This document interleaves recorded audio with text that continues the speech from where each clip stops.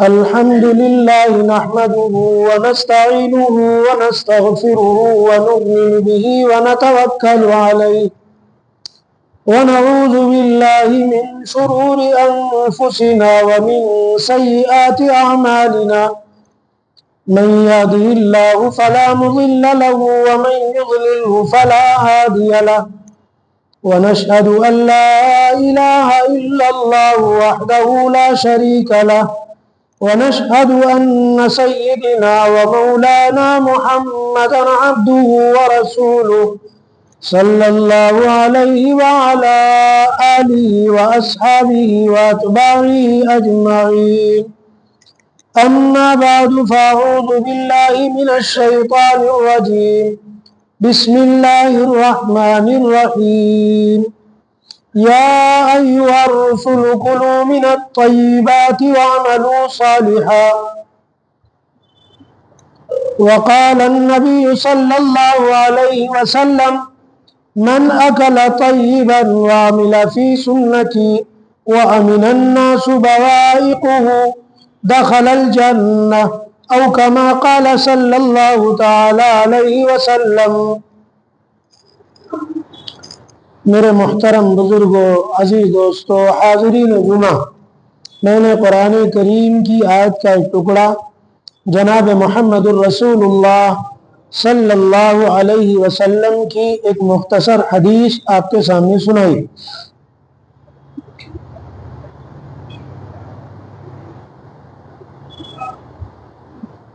اسلام میں عبادات کے بعد سب سے اہم درجہ رزق حلال کا کمانا ہے.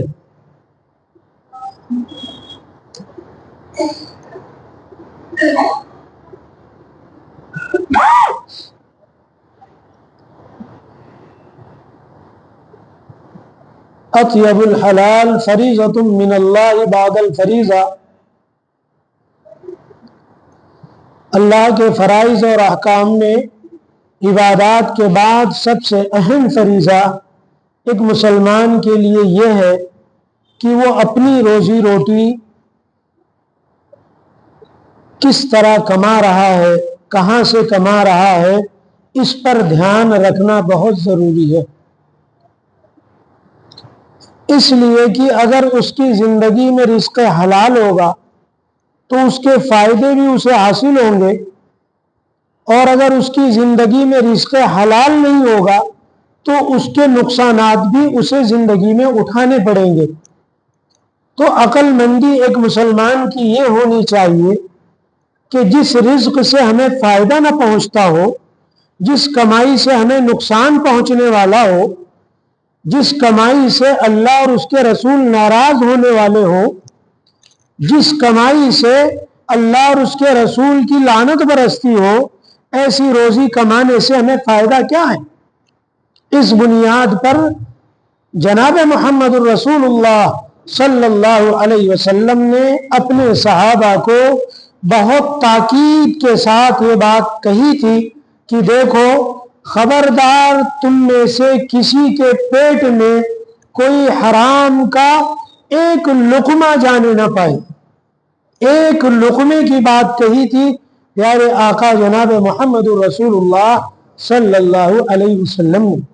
اور صحابہ نے پوری زندگی اتنی احتیاط کے ساتھ گزاری، اتنا احتیاط کیا کہ جتنا ان سے بن پڑا، جتنی کوشش ان سے ہو سکتی تھی، اتنی کوشش کر کے انہوں نے رزق حلال کمایا اور کھایا.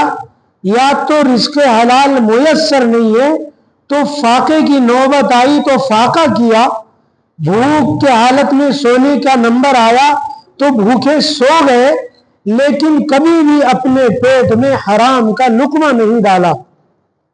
جناب محمد الرسول اللہ صلی اللہ علیہ وسلم چل رہے ہیں راستے میں، آپ کے نواسے حسن اور حسین دونوں بھی ساتھ میں تھے.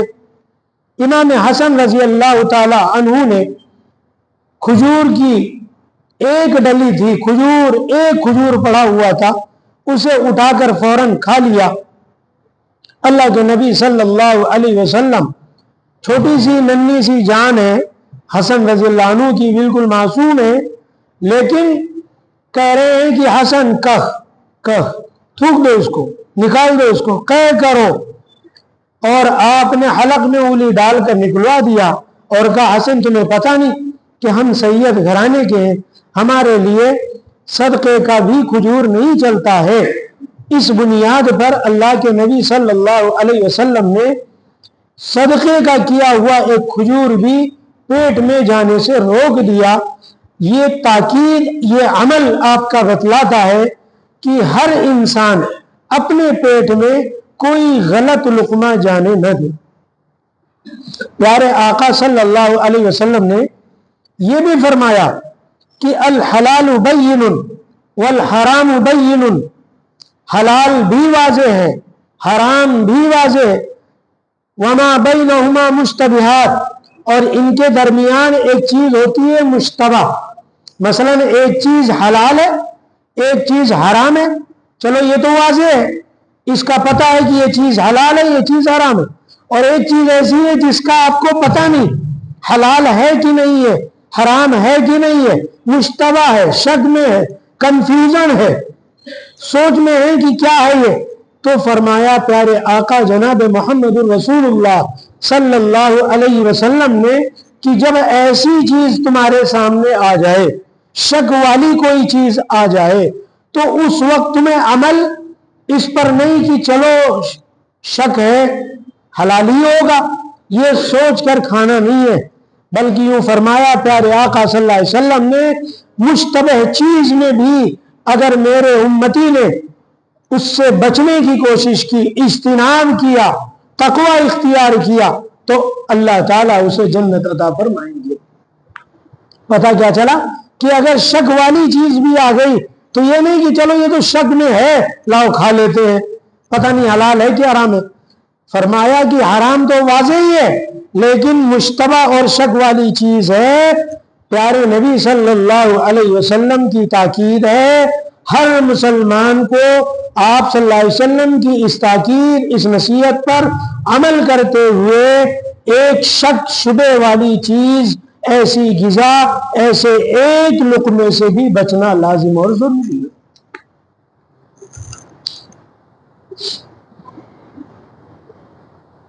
جب پیارے آقا صلی اللہ علیہ وسلم نے اس کی تاکید کی، ایک واقعہ پیش آیا۔ سیدنا ابو بکر صدیق رضی اللہ تعالی عنہ، یہ خلیفہ اول ہیں، لیکن ہم سب کے خلیفہ ہیں، پوری امت کے خلیفہ بنے، خلیفہ اول ہیں، لیکن احتیاط اور تقوی کا عالم کیا تھا، پرہیزگاری کیسی تھی ان کی۔ ان کے پاس غلام تھے، غلاموں کو حکم تھا کہ تجارت کر کے لے آؤ، تجارت کر کے غلام لاتے، آپ پہلے تحقیق کرتے کہ بھائی کیا کمایا، کیسے کمایا، کس طرح کمایا، کتنا کمایا، کمائی کیا کی، اور پھر اس کے بعد اس کو اپنے پاس محفوظ رکھتے۔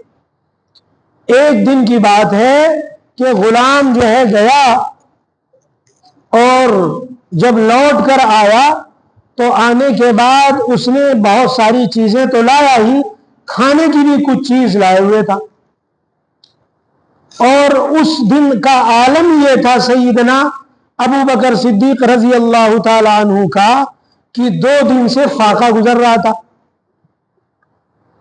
یعنی 2 دن سے آپ نے کچھ کھایا نہیں تھا۔ اب اس فاقے کی سختی میں اور شدت میں آدمی کو بھوک جب زور سے ستائے تو تھوڑا سا آدمی جلد بازی سے کام لیتا ہے، کھانے کی چیز پر فوراً ہاتھ مارتا ہے۔ سیدنا ابو بکر صدیق رضی اللہ عنہ بھی 2 روز سے فاقے سے تھے، اس غلام نے کوئی کھانے کی چیز لایا، فوراً آپ نے اس کو اٹھایا اور منہ میں رکھ لیا۔ اب غلام نے پوچھا کہ آقا ہر روز تو آپ مجھ سے تحقیق کرتے تھے کہ کیا کمائے، کیسے کمائے، کہاں سے لائے، اور آج آپ نے کچھ تحقیق نہیں کیا، لیکن فوراً संभल गए अबू बकर सिद्दीक रज़ी अल्लाह अन्हु, कहने लगे हाँ बात तो सही है, लेकिन ये तो बताओ मुझे कि तुम कहाँ से लाए, क्या कमाए? तो कहा आज मैंने कमाया नहीं, आज तो बात ऐसी है कि जमाने जाहिलियत में मैं झाड़ फूक तांत्रिक किया करता था, तंत्र मंत्र पढ़ के फूक दिया करता था, तो उस वक्त मैं उजरत लिया करता था, लेकिन उन्होंने उस वक्त मुझे उजरत नहीं दी और मैं भी चला आया। आज उनके कबीले में एक निकाह था, मैं उसमें गया हुआ था, उसी रस्म में वो लोग भी तकरीब में मिल गए और उन्होंने हमें ये सारी चीजें, कुछ खाने की और कुछ अजनास गल्ला और कुछ दिरहम दनानीर भी तोहफे में दिए। अब सैयदना अबू बकर सिद्दीक रज़ी अल्लाह तआला अन्हु परेशान हो गए कि भाई गुलाम, ये तो वो तांत्रिक जो जमाने जाहिलियत में किया हुआ कमाया हुआ उससे, अच्छा उस जमाने में जो तंत्र मंत्र करते थे गैरुल्लाह का भी नाम लेते थे, उसमें कुफरिया शिरकिया काम भी हुआ करते थे, तो वो बिल्कुल सिरे से नाजायज ही था। अब अबू बकर सिद्दीक रज़ी अल्लाह अन्हु की हालत पतली होने लगी। अब कहने लगे क्या करूं, अब कह कर रहे हैं, कह होने को तैयार नहीं, बहुत परेशान हो रहे हैं, हलक में उंगली डाल रहे हैं, एक उंगली दो उंगली, लेकिन कुछ हलक, एक तो पहले से आप फाके से थे और एक लुकमा भी डाला है और वो चला गया। बड़े परेशान, किसी ने तदबीर बताई कि आप पानी खूब पीजिए, एक मशकीज़ा भर के पानी उन्होंने मंगवाया और जितना मुमकिन बन सका पिया, और उसके बाद जब हलक में उंगली डाली तो निकला सब कुछ। तो किसी ने कहा कि ये तो आपसे अनजाने में हो गया, आप इतना क्यों अपने आप को हलाकत में डाल रहे हैं? कहा नहीं, मैंने प्यारे आका जनाब मोहम्मद रसूलुल्लाह सल्लल्लाहु अलैहि वसल्लम से खुद बराह रास्त सामने बैठकर सुना है कि हराम लुकमे से बना हुआ परवरिश किया हुआ जो जिस्म है, वो जिस्म हराम जहन्नम में जरूर दाखिल होगा। इस बुनियाद पर मैं नहीं चाहता कि मेरा जिस्म का कोई हिस्सा जहन्नम में जाए। ये हाल था सैयदना अबू बकर सिद्दीक रज़ी अल्लाह तआला। हजरत उमर फारूक रज़ी अल्लाह तआला, ये दुआम नंबर के खलीफा हैं। बैतुल माल के ऊंट चरागाह में चर रहे थे, आपके साथ आपका गुलाम खादिम भी था और आप भी ऊंटों को चरा रहे थे। आपको थकावट महसूस हुई, आप एक पत्थर पे बैठ गए, आराम करने लगे। गुलाम ने सोचा कि आज इन्हें बहुत थकावट है, उसने ऊँटनी का दूध निकाला और फौरन लाया और पीने के लिए दे दिया। हजरत उमर फारूक रज़ी अल्लाह ताला अन्हु ने दूध का एक घूंट मारा, लेकिन फौरन ख्याल आ गया, पूछा कि भाई ये दूध लाए कहां से? कहा कि वो जो ऊँट अपने चर रहे हैं चरागाह में, उसी में से एक ऊँटनी का दूध मैंने निकाला, मैंने सोचा आपको थकावट है, ला के दे दूं, इससे फौरन आपकी थकावट दूर हो जाएगी। कहा अरे खुदा के बंदे, ये मेरे ऊँट नहीं है, ये बैतुल माल के ऊँट हैं, ये सदक़े के ऊँट हैं, इस पर उम्मत का रियाया का हक है, मैं इसे नहीं पी सकता। इस तरीके से आपने हलक में उंगली डालकर कह कर दिया।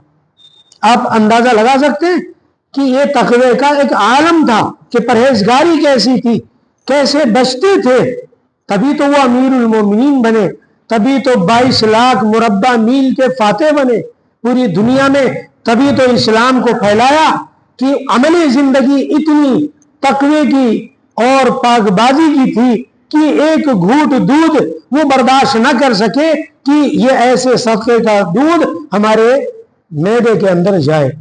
तो अजीज दोस्तों, जब इंसान इस तरीके से एहतियात वाली जिंदगी गुजारता है तो फिर अल्लाह का नूर उसके जिस्म में दाखिल होता है, फिर सारे आज़ा उसके नेक कामों की तरफ बढ़ते और फिर अल्लाह ऐसे नूर की किरणों की सलाहियतें आज़ा में पैदा करता है कि उसकी वजह से इंसान का चलना फिरना बोलना सब कुछ ये तकवे और तहारत के मुताबिक होता है।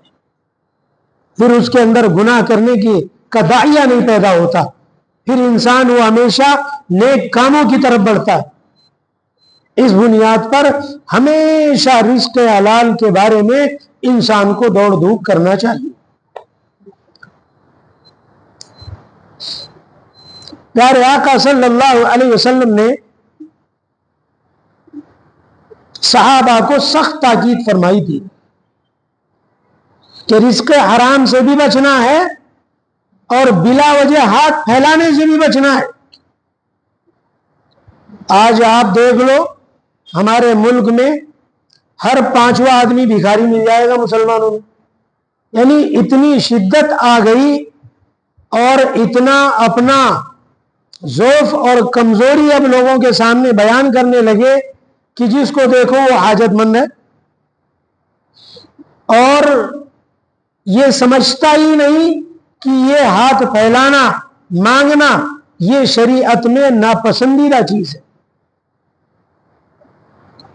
جناب محمد الرسول اللہ صلی اللہ علیہ وسلم تشریف فرماتے، ایک صحابی آئے، اپنی حاجت بیان کی اور کہا میں ضرورت مند ہوں، مجھے کچھ عنایت فرمائیے۔ پیارے آقا صلی اللہ علیہ وسلم نے اب یہ ساری امت کے سامنے عمل آ جائے اس لیے آپ صلی اللہ علیہ وسلم دیکھو اس کو کتنا تفصیل سے پوچھتے ہیں۔ صحابی سے کہتے ہیں کہ گھر میں کچھ ہے؟ وہ کہتے ہیں کہ یا رسول اللہ صلی اللہ علیہ وسلم، گھر میں میرے ایک ٹاٹ کا تھیلا ہے، بورا ہے، اور ایک پیالہ ہے، اس کے سوا کچھ بھی نہیں ہے۔ کہا نہیں ہے؟ کہا نہیں ہے۔ کہا اچھا وہ دونوں لے آؤ۔ اب وہ دونوں جا کر گھر سے جھوپڑی سے اپنے لے کر آ گئے۔ ابھی مجلس صحابہ کی لگی ہوئی تھی، پیارے آقا صلی اللہ علیہ وسلم نے اس ٹاٹ کے بورے کو اور اس پیالے کو کہا کہ کون ہے بھائی جو مجھ سے اس پیالے کو اور اس تھیلے کو خریدے گا اور کون اس کے دام لگائے گا؟ ایک صحابی اٹھے، کہنے لگے یا رسول اللہ صلی اللہ علیہ وسلم میں 1 درہم میں اس کو خریدتا ہوں۔ آقا دو جہاں صلی اللہ علیہ وسلم نے فرمایا کہ نہیں بھائی، کوئی اور بولی لگائے، تھوڑا سا اضافہ کرے۔ چنانچہ ایک صحابی اور اٹھے اور انہوں نے کہا کہ یا رسول اللہ صلی اللہ علیہ وسلم میں 2 درہم دیتا ہوں۔ آقا دو جہاں نے وہ ٹاٹ کا بورا تھیلا تھا، ایک پیالہ تھا، یہ دونوں چیزیں ان کو دی اور ان سے 2 درہم لیا۔ 2 درہم لے کر کے آقا دو جہاں صلی اللہ علیہ وسلم نے ان صحابی کو بلا کے کہا کہ یہ 1 درہم بازار جاؤ اور اس سے جا کر تم آٹا خریدو، گھر میں جا کے روٹی بنا کے اور اپنے بھوک کو مٹاؤ، اور 1 درہم سے بازار سے جا کر کلاڑی خرید کے لاؤ۔ چنانچہ انہوں نے ایسے ہی کیا، گئے اور کچھ کھانے کی چیز خریدی اور بازار سے کلاڑی خرید کر جناب محمد الرسول اللہ صلی اللہ علیہ وسلم کی خدمت میں حاضر ہوئے۔ آپ نے ایک درخت کی ٹہنی کو توڑا اور اس کلاڑی میں ڈنڈا اپنے ہاتھ سے فٹ کیا، اور فٹ کر کے اس کے بعد کہا کہ اب یہاں سے جاؤ جنگل، لکڑیاں کاٹو، بازار میں بیچو، اور خبردار 10 دن تک نظر نہیں آنا، 10 دن کے بعد پھر میرے پاس آنا۔ یہ صحابی عرض کرتے ہیں کہ میں چلا گیا اور پھر میں جنگل میں لکڑیاں کاٹتا دن بھر اور اسے لا کے منڈی میں بیچتا۔ اس طریقے سے میں روزانہ کماتا رہا۔ 10ویں دن میں اپنے خرچے نکال کر بھی 10 درہم بچا چکا تھا۔ وہ 10 درہم جناب محمد الرسول اللہ صلی اللہ علیہ وسلم کی خدمت میں پیش کیا اور عرض کیا کہ یا رسول اللہ صلی اللہ علیہ وسلم 10 دن میں نے یہ 10 درہم کمائے ہیں۔ آقا دو جہاں صلی اللہ علیہ وسلم نے امت کے سامنے پیش کیا، بتایا اس عمل سے کہ مطلب کیا ہے کہ اپنی حاجات، اپنی ضروریات اس طریقے سے پوری کی جاتی ہیں، محنت کر کے، مشقت کر کے۔ اپنے بدن کو آرام دہ مت بنائیے، محنت مجاہدے کے ساتھ کما کر کے حلال رزق کمائیے اور اپنے پیٹ میں حلال رزق داخل کیجیے۔ یہ اللہ بھی چاہتے ہیں اور یہی منشا پیارے آقا جناب محمد الرسول اللہ صلی اللہ علیہ وسلم کا۔ آپ صلی اللہ علیہ وسلم کے سامنے ایک صحابی بیٹھے ہوئے ہیں، صحابی کے ہاتھ پر آپ کی نظر گئی، دیکھا کہ صحابی کے ہاتھ میں کچھ لکیریں پڑی ہوئی ہیں۔ آپ نے ان صحابی کو قریب بلایا اور کہا کہ ہاتھ دکھاؤ، یہ تمہارے ہاتھ کیسے؟ اور جب آپ نے صحابی کا ہاتھ اپنے ہاتھ میں لیا تو پتا چلا کہ یہ تو بڑے سخت ہیں. پیارے آقا جناب محمد الرسول اللہ صلی اللہ علیہ وسلم نے اس صحابی کے ہاتھوں کو اپنے ہاتھوں میں لے کر کہہ رہے ہیں کہ کیا کام کرتے ہو, تمہارے ہاتھ تو بڑے سخت ہیں, کون سا کام کرتے ہو؟ صحابی نے عرض کیا کہ یا رسول اللہ صلی اللہ علیہ وسلم, محنت مزدوری کا جو بھی کام مل جاتا ہے کر لیتا ہوں, حمالی کا کام کرتا ہوں, بوریاں اٹھاتا ہوں, جنگل سے لکڑیاں کاٹ کر لا کر اسے بھی فروخت کرتا ہوں, اور جو بھی کام میسر آ جائے کر لیتا ہوں. پیارے آقا صلی اللہ علیہ وسلم مسکرائے, اتنا مسکرائے کہ آپ کے دندان مبارک سے نور کی کرنیں نظر آنے لگی. سبحان اللہ. اور اس کے بعد آپ نے صحابی کے ہاتھ کو بوسہ دیا اور فرمایا الکاسب حبیب اللہ, ایسے کمانے والے ہاتھ یہ اللہ کے دوست ہوا کرتے. پتا چلا کہ اس سے کیا سبق دیا اللہ کے نبی صلی اللہ علیہ وسلم نے ہمیں اور آپ کو. سبق یہ دیا کہ رزق حلال ہمارے پاس ہونا چاہیے, حرام رزق کبھی اس کا ایک لقمہ بھی ہمیں نہیں پسند کرنا چاہیے. دوستوں, حضرت داؤد علیہ السلام اللہ کے ایک بہت بڑے پیغمبر ہیں, جلیل القدر, ہزاروں پیغمبر ان کی نسل میں اللہ نے ان کے پشت سے پیدا کی. داؤد علیہ السلام وقت کے بادشاہ بھی تھے, تو اپنا حلیہ لباس بدل کر کے لوگوں میں جاتے اور لوگوں میں جا کے ایک ہی سوال کرتے کہ یہ جو بادشاہ ہے داؤد, اس کو تم نے کیسا پایا؟ ہر ایک کہتا کہ بہت اچھے بہت اچھے, اور پھر کوئی کہتا یہ نقص. تو یہ پوچھنے کا مقصد یہ ہوتا کہ رعایا اگر کوئی میرے اندر کمی بتائے, کوئی نقص بتائے, تو میں اس نقص کو دور کر سکوں. اس لیے آپ کا یہ انداز تھا, آپ نکل جاتے رعایا میں, عوام میں, اور پوچھتے رہتے. ایک مرتبہ ایسا ہوا کہ ان کی ملاقات حضرت جبرائیل علیہ السلام سے ہو گئی. یہ یہی پوچھتے ہوئے نکلے تھے. جبرائیل امین بالکل نوجوان خوبصورت ان کے سامنے آ گئے, سلام کیا. اب انہوں نے وہی سوال دہرایا کہ داؤد کو تم کیسا پاتے ہو؟ جبرائیل امین نے بتایا کہ داؤد بہت اچھا انسان ہے, بہت بڑھیا آدمی ہے, لیکن ایک کمی ہے. ایک کمی یہ ہے کہ وہ اپنا کھانا, اپنی غذا بیت المال سے لیتا ہے. بیت المال کے وہ محافظ تھے اور بیت المال پر پوری حکمرانی تھی, ان کے لیے کوئی ناجائز نہیں تھا. لیکن اللہ یہ پسند نہیں کرتے تھے کہ داؤد وقت کے بادشاہ ہیں, بیت المال سے کچھ نقدی لے کر کے اپنا گھر چلائیں. گھر کے اخراجات بھی اللہ نہیں چاہتے تھے, لیکن اللہ یہ براہ راست بھی حکم دے سکتے تھے. لیکن اللہ اپنے بندوں کو آزماتا بھی تو ہے کہ دیکھیں داؤد کے دل میں کیا کون سی باتیں اٹھتی ہیں, کیسے امنگ اٹھتے ہیں, کیسے جذبات بدلتے ہیں. چنانچہ جبرائیل امین نے جب یہ کہا تو وہیں سے واپس گھر آ گئے, مصلی بچھایا, نماز پڑھی اور اللہ کے سامنے ہاتھ پھیلایا اور رونے لگے. اور اتنا روئے کہنے لگے اللہ مجھے کوئی ہنر سکھا دے, مجھے کوئی ہنر بتا دے تاکہ میرا ذریعہ معاش ہو جائے, تاکہ میں بیت المال سے کچھ نہ لوں. اگر میرے پاس ہنر ہو جائے گا تو وہی میرا ذریعہ معاش ہوگا, میری زندگی گزارنے کا سبب بنے گا. اللہ نے کہا ٹھیک ہے. اللہ تعالیٰ نے حضرت داؤد علیہ السلام کو ایک ہنر عطا فرمایا, اور وہ ہنر تھا اللہ نے ان کے ہاتھ میں وہ صلاحیت پیدا کی کہ جب بھی وہ لوہے کو پکڑتے تو لوہا نرم ہو جاتا. لوہا کتنا سخت ہوتا ہے, لیکن لوہے کو جب داؤد علیہ السلام اپنے ہاتھ میں لیتے تو لوہا موم کی طرح نرم ہو جاتا. اور پھر اللہ تعالیٰ نے انہیں سکھایا وہی کے ذریعے سے کہ اس لوہے سے اب تم جو چاہو بناؤ. چنانچہ چاقو چھری بناتے اور زرہ بناتے. زرہ جو ہے یہ ایک جاکٹ ہوتا ہے جو جنگ میں فوجی پہنتا ہے, تاکہ اس زمانے میں تلواروں سے لڑائیاں ہوتی تھی تو تلوار کا وار کندھے پہ نہ پڑے, تو وہ تاروں کی جاکٹ ہوتی تھی, جس کو زرا کہا جاتا ہے۔ تو داؤد علیہ السلام کو اللہ نے وہ ہنر سکھایا، پھر پوری زندگی داؤد علیہ السلام وہی زرا بنا بنا کر ہی بیچتے رہے۔ تو عرض کرنے کا مطلب کیا ہے کہ اللہ تعالی ہمیشہ یہ چاہتے ہیں کہ بندہ رزق حرام سے دور رہے، رزق حلال کی جد و جہد کرے، اور رزق حرام اگر سامنے آ بھی گیا تو ایک لقمہ اگر شک میں ہے تو ایک لقمہ بھی مشتبہ بھی ہے تو اس میں اپنے پیٹ میں ڈالنے سے پرہیز کرے۔ بچنے والے بچتے ہیں عزیز دوستو، اور نہیں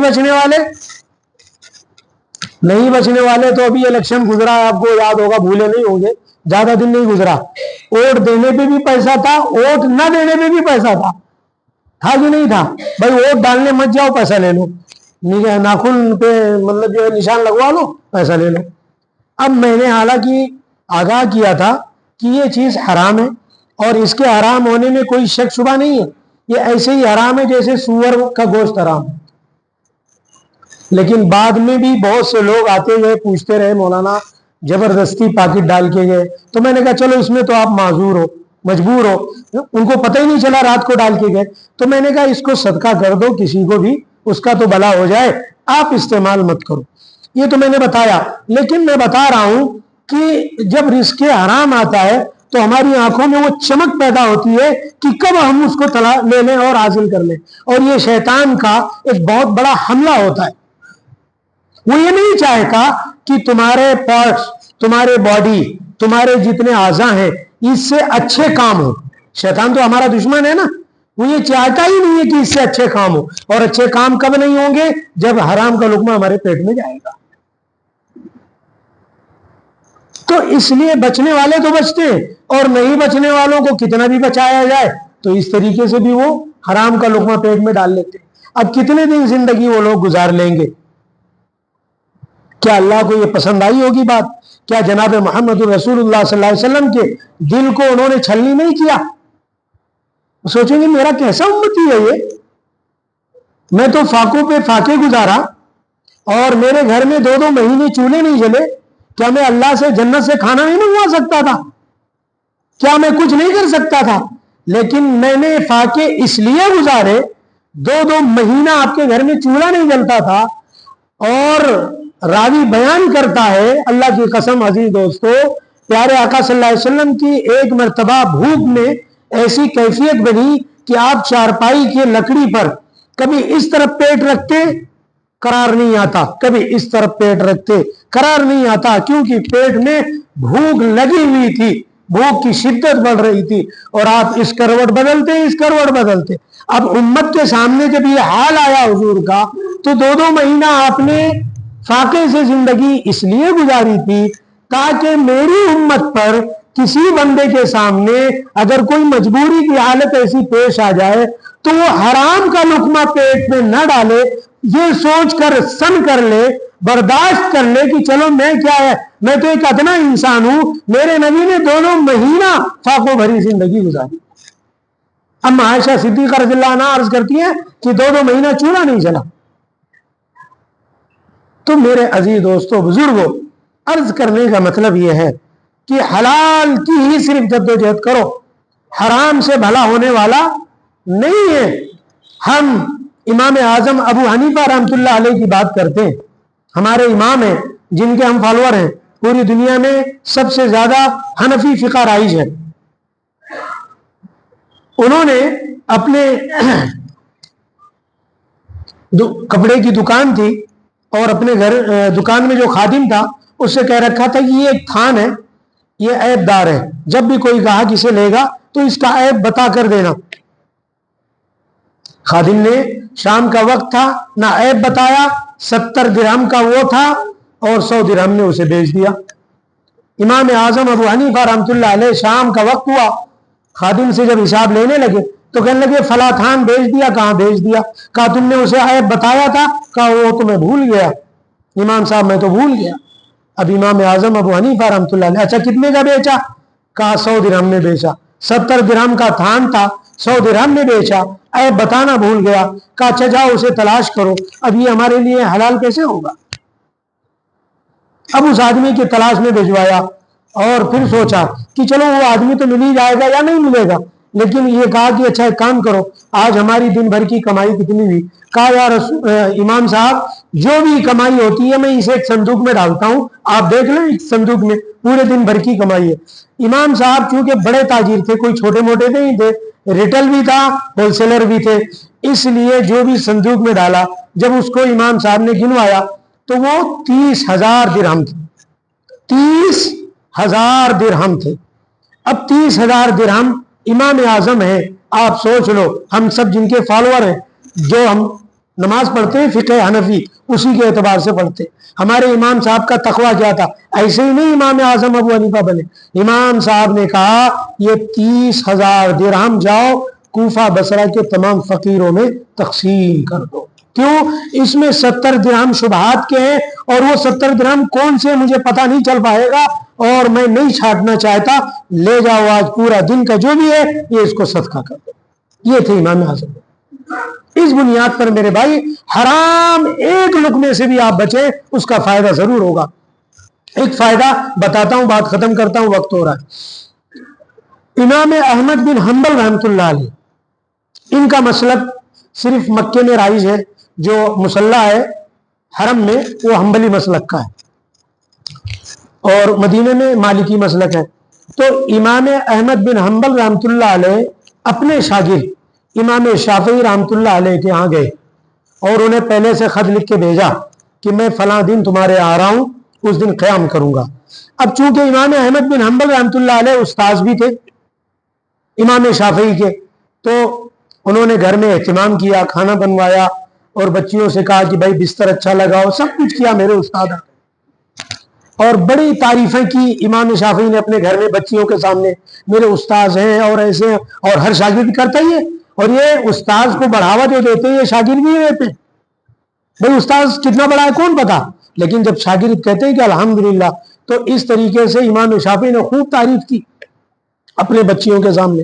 بچیوں نے بڑا اہتمام کیا، کھانا بھی خوب الحمدللہ درود شریف پڑھ پڑھ کر بنایا گیا، خوب لذیذ کھانے بنائے گئے، حلوے بنائے گئے، ساری چیزیں۔ اب امام شافعی رحمۃ اللہ علیہ نے دسترخوان بچھایا، امام احمد بن حنبل رحمۃ اللہ علیہ براجمان ہوئے، بیٹھے، اب کھانا گھر میں سے لایا گیا، اب کھانا جتنا بھی آیا دسترخوان پہ پورا چٹ کر گئے امام صاحب، ایک چیز باقی نہیں رکھی، اور اس کے بعد مطالبہ کر رہے ہیں گھر میں کچھ اور ہے تو لے آؤ۔ اب گھر میں تھوڑا سا گھر والوں کے لیے بچایا گیا تھا، چونکہ بھائی اس زمانے میں اتنی آسانیاں نہیں تھی، بڑی مشکل سے حلوہ سالوں میں کبھی بنا کرتا تھا، تو جو بھی بچا کچا وہ بھی لے آئے، اب وہ بھی لائے، وہ بھی وہ چٹ کر گئے، کچھ پوچھا نہیں کہ گھر میں کچھ ہے یا نہیں، پورا کھا لیا۔ چلو کھا کے اس کے بعد بستر بھی بچھا ہوا تھا نرم نرم، رات میں سو گئے۔ بچیوں نے کیا کیا کہ بھائی ان کے استاذ ہیں، بڑے نیک ہیں، رات بھر عبادت کریں گے، تہجد گزار ہیں، اس لیے پانی بھی نیچے لا کے رکھ دیا۔ اب امام شافعی رحمۃ اللہ علیہ یہ سب کچھ انتظام کر کے اپنے بچیوں کو کہا چلو بھائی اب ہم نے گھر میں کچھ بچا نہیں، یہ سب کھا گئے۔ اس کے بعد رات ہو گئی، اب رات کا عالم یہ کہ پوری رات گزر گئی، اب صبح جو ہے بچیوں نے باہر جھانک کر دیکھا تو کہا میرے ابا تو کہتے تھے کہ میرے استاد بڑے تہجد گزار، یہ تو اٹھے بھی نہیں تہجد میں، پانی جو ہم نے رکھا تھا یہ ایسے ہی رکھا ہوا۔ تو امام احمد بن حنبل رحمۃ اللہ علیہ اٹھے اور اٹھ کر شافعی کو بلایا، امام شافعی رحمۃ اللہ علیہ کو بلایا اور خوب معانقہ کیا، خوب سینے سے ملایا، مصافحہ کیا، اور پھر کہنے لگے سنو ایک بات بتاتا ہوں۔ کیا بات بتانے لگے؟ اب بچیاں دروازے کے پیچھے سے، رات بھر تو ہم نے دیکھ ہی لیا، اب یہ کیا بتائیں گے استاد؟ دروازے کے پیچھے سے بچیاں بھی سننے لگی۔ امام احمد بن حنبل رحمۃ اللہ علیہ فرماتے ہیں قربان جائے امام شافعی رحمۃ اللہ علیہ سے، شافعی تم نے جو رات مجھے کھانا کھلایا اللہ جانے اس میں لذت اور غذائیت کہاں سے تھی کہ میں جو بھی تم نے رکھا سب کچھ کھا لیا اور اتنا لذیذ لگا کہ پوری عمر میری اتنی زندگی گزر گئی، اتنا لذیذ کھانا کبھی میں نے نہیں کھایا۔ اس لذت میں نے صرف لذت ہی نہیں پائی بلکہ میں نے ایسی نورانیت محسوس کیا، اسی لیے میں نے مزید کھانا منگا کر کھایا۔ یعنی اس کھانے سے مجھے جو نورانیت محسوس ہوئی تو اس لیے میں نے مزید منگا کر کھایا۔ اور میں اس سے بھی عجیب بات شافعی بتاؤں، کیا بات؟ رات کو جب میں سویا تو مجھے نیند نہیں لگی، میں کبھی اس کروٹ کبھی اس کروٹ، اور تجھے بتاؤں کہ اس کھانے کی لذت اور اس حلال لقمے کی برکت ایسی تھی کہ رات میں قرآن اور حدیث، قرآن کی آیات کو اور حدیث کو پڑھتا رہا۔ کبھی قرآن کی ایک آیت پڑھتا، ایک حدیث پڑھتا، ایک آیت پڑھتا، ایک حدیث پڑھتا، اس طریقے سے پوری رات میں سویا نہیں۔ صبح ہوتے ہوتے قرآن اور حدیث سے 100 مسائل میں نے نکالے۔ اس لیے عشاء کے وضو سے ہی میں نے فجر پڑھا ہے، تہجد پڑھا ہے۔ بات سمجھ گئے کہ مطلب وضو کی ضرورت ہی نہیں پیش آئی۔ پتا چلا حلال لقمے میں اللہ تعالیٰ نے بہت نورانیت رکھی ہے۔ آپ یہ خود بھی کھائیں، اپنے بچوں کے لیے کوشش کریں کہ حرام کا ایک لقمہ ان کے پیٹ میں جانے نہ پائے۔ انشاءاللہ اس کی نورانیت، اس کے فوائد آپ خود محسوس کریں گے۔ اللہ تعالیٰ ہم سبوں کو عمل کی توفیق عطا فرمائے۔